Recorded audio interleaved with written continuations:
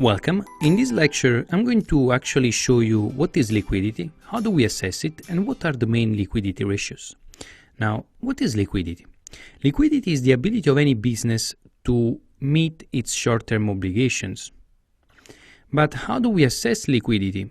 To assess liquidity, we have to look at the balance sheet. For example, if we scroll down in this spreadsheet, we can find a simple balance sheet here. The reason why we look at the balance sheet is because on the balance sheet we have items called current assets, and current assets are usually those items that will be converted into cash within 1 year or one accounting cycle. That's why when we want to know what a company owes to someone, we have to look at its current liabilities, which are obligations that will be due within 1 year or one accounting cycle. And therefore, if we want to know whether a company is going to be liquid, in other words, if a company is going to be able to pay for its short-term obligations, we have to strike a comparison between the current liabilities and the current assets.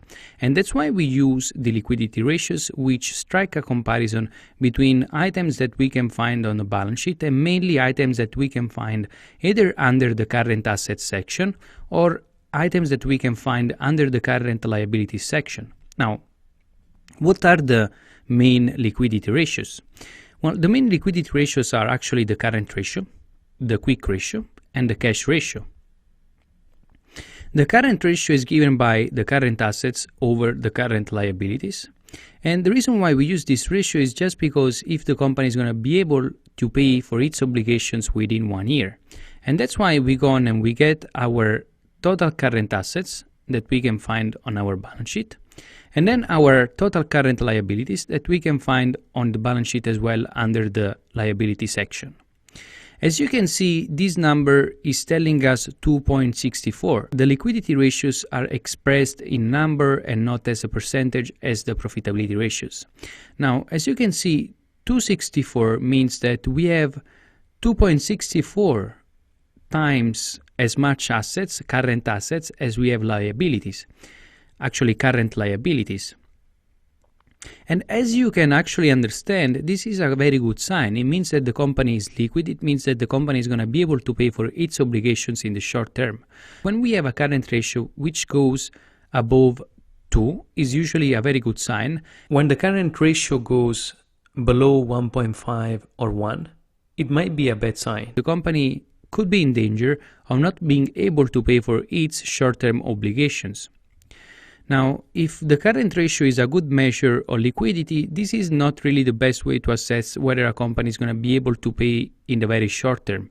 Because as we said, this is going to tell us whether a company is going to be able to pay in 1 year time. But what if we want to know whether a company is going to be able to pay, let's say, in 6 months' time? Then to do that, we have to use the quick ratio, also called acid test.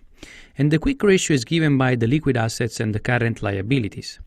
The liquid assets are given by the cash and cash equivalents plus the short-term investments plus the AR. In other words, if we go back to our balance sheet here, now in this case we don't have cash equivalents or short-term investments, but we have the accounts receivable.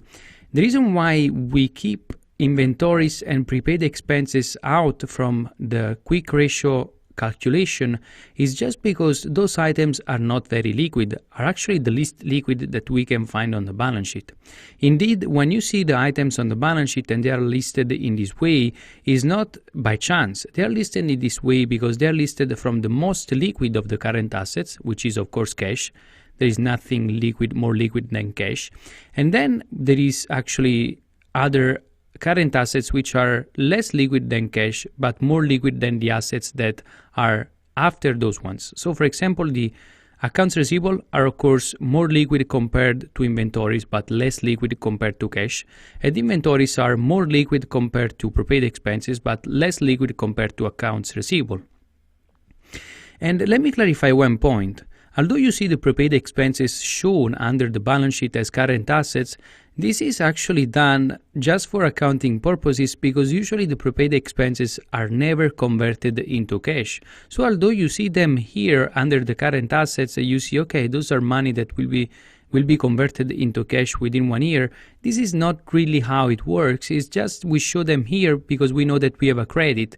For example, if we pay the rent in advance to our landlord, we are going to have a prepaid expense. It means that we paid the rent in advance, and therefore we have a credit. It doesn't mean that this money is going to be given back to us, but just that we have a credit. So that's why this money never becomes cash, the money that we see under the prepaid expenses.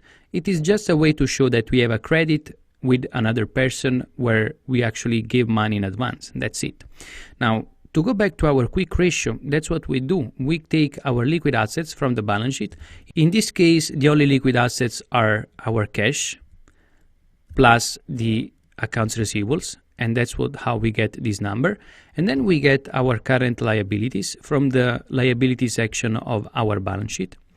Now, as you can see, the quick ratio in this case is almost as high as our current ratio, and the reason stands in the fact that this company has a lot of cash at its disposal, and that's a very good sign.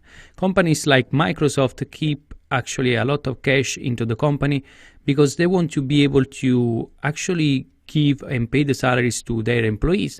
But also, when you are a company which operates in the technology industry, you want to actually keep more cash because you know that the industry is very competitive and that suddenly your revenues can really fall. That's why a quick ratio for a company which operates in a more competitive industry is better compared to a company which is more mature and that operates in a less competitive industry. Now, an increasing quick ratio is a good sign, a decreasing quick ratio is a bad sign. And usually when we have a quick ratio which is over 1, it's a good sign. Less than 1, it starts to be actually worrying, and therefore it's time to investigate further. When we see a quick ratio lower than 1, it can be that the company is not going to be able to pay its obligation in the short terms, like in 6 months' time. Now, there is a last ratio that we use as liquidity ratio, which is the cash ratio, also called absolute ratio. Now, this ratio is actually a way to see whether the company is going to be able to pay in a very short term. We are talking here of very few days, because the only items that the cash ratio takes into account are the cash and cash equivalents plus short-term investments. And those are all items that can be converted anytime into cash. And that's why we get them from our balance sheet. In this case, we have just the cash. And then we get our current liabilities under the liability section of our balance sheet. As you can see also here, the cash ratio is actually almost as high as the quick ratio and the current ratio. Now, this is a particular scenario of a company which is full of cash, which is plenty of cash. Usually this does not happen because most of the time when companies have cash, they tend to invest that cash in other assets that can generate profits for the company. That's why this measure can be very volatile. When you look at the cash ratio or absolute ratio, this can change too much over time. That's why I don't like that much this kind of ratio, and I like more the quick ratio, which is kind of a balance between the current ratio, which is less strict compared to it, and of course this is better compared to the cash ratio because it's less volatile of a measure. That's why when I actually perform liquidity analysis, I would use this ratio in comparison to the other ratios. And that's how actually we assess liquidity, and that's how the liquidity ratios work.